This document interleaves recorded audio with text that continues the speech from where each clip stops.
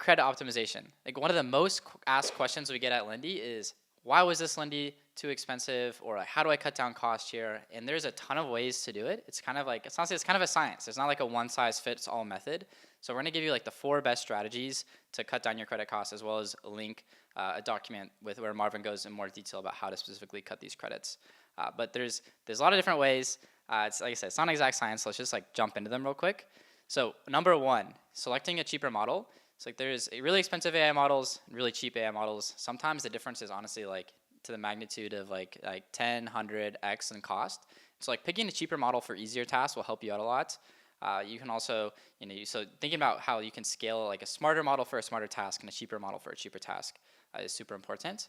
2 is context bloat, and this is something that's really common. Like what makes Lindy so magical is that like managed memory and remembering all behind the scenes. Like, what if you load in like a 10,000 row spreadsheet? Like that's gonna be pretty expensive if we're using that for every AI request. And so managing and like clearing this context over time will like help you reduce costs as well. And this is honestly one of the most common ones. And yeah, there's a clear context, clear task context action that we're gonna show you in a little bit that really helps with this. 3 is just like some actions are expensive, like not to shout out any providers like in specific, but like People Data Labs, like they give you a lot of great information. Like you can get email, LinkedIn, roles, etc. But what comes along with that is like it costs sometimes like 30, 40 credits per person you're returning. It's like if you return 5 people for 40 credits, well, guess what? There's 200 credits.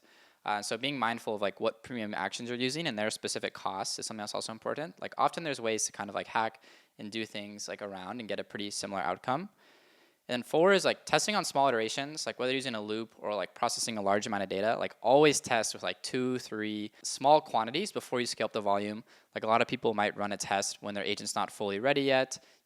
They use a couple thousand credits and then they run another test and there's a couple more thousand credits when this could have just been solved with like creating small test batches.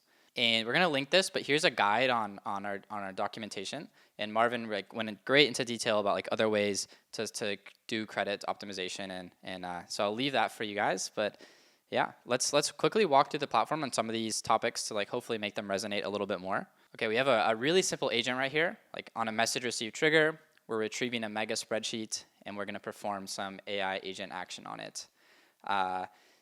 You can imagine this spreadsheet, like whenever loading this spreadsheet, that's a lot of tokens. Like that's a lot of information. Like say, we had 10,000 rows and we had 10 columns or like 100 columns. That's like a million cells of information.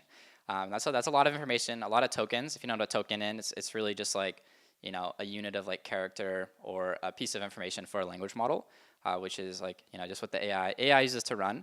But we don't want all that information. Like the odds are we don't need those million cells for every single run. So what we're gonna do right here is before we do the AI action step, what we're gonna do is we're gonna add an action, and it's gonna be called clear task context.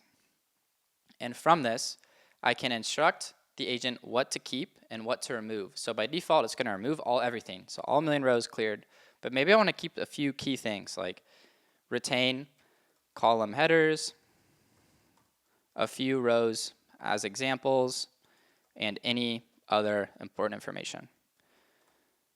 And now, whenever this agent runs, when it hits this step, it's gonna clear all that memory. It's gonna only keep a small snippet of memory that's important and continue with the rest. And so that's one strategy. The other main strategy is like just choose a cheaper model. So when all these actions have the model picker on the right-hand side, if you click into this, the fast models are generally more cheap. The smart models are generally more expensive. You're thinking about kind of this scale. Another great way is honestly just ask your favorite AI tool, ask the agent builder like what the cheapest and what the more expensive models are available today. I mean, it'll guide you. Like generally speaking, like for like Claude, like the Haiku models are more cheap. The Opus models are more expensive. For like Gemini, if you're using like the Pro, be more expensive. Flash cheap. And same with kind of OpenAI. The original kind of like 4.0 series more cheap. Versus like the O series will be a little bit more expensive. But yeah, that was kind of a quick lightning lesson on just how to optimize your credits and make your agents a little bit cheaper in Lindy. And now we're gonna dive into some of our most popular use cases across all industries.